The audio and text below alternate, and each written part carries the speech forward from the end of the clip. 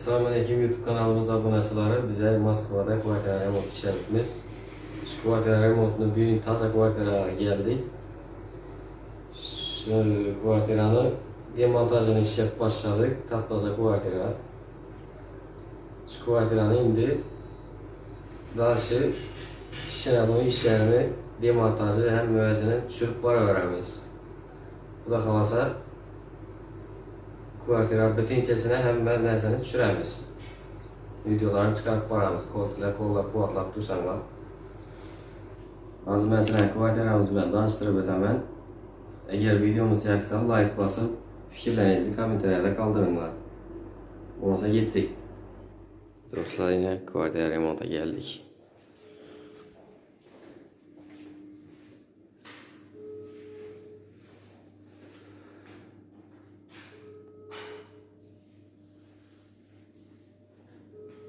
Bu patologuna buzlaşış gerek kuyundu. Nereye kıtangeler gelmiyor? Abi. Taptaza kvartira.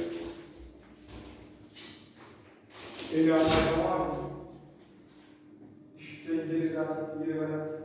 Yine evde işliyorsun kaç gibi abi.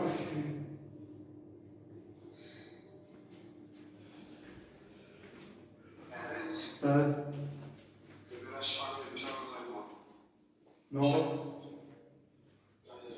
Ne şey?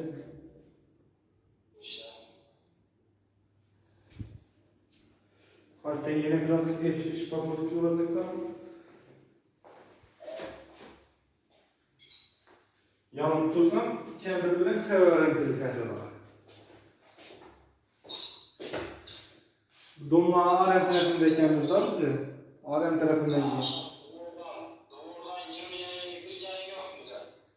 Ben metro ve fonu çok param. Ben taraflardan geldik de bizi. Taptaza kvartira. Burası bızıtlaşıp kayıtlaza bu gerek.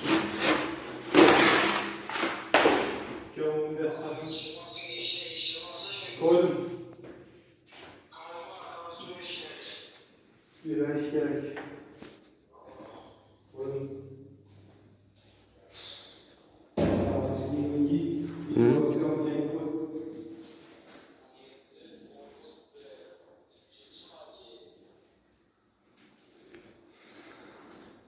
Yüzüğünden başlıyor.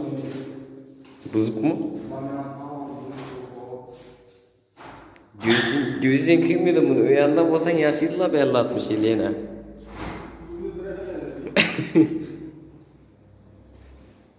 Bızılap da şaş gerek. Şimdi kvartira. Kayıttan şaş gerek.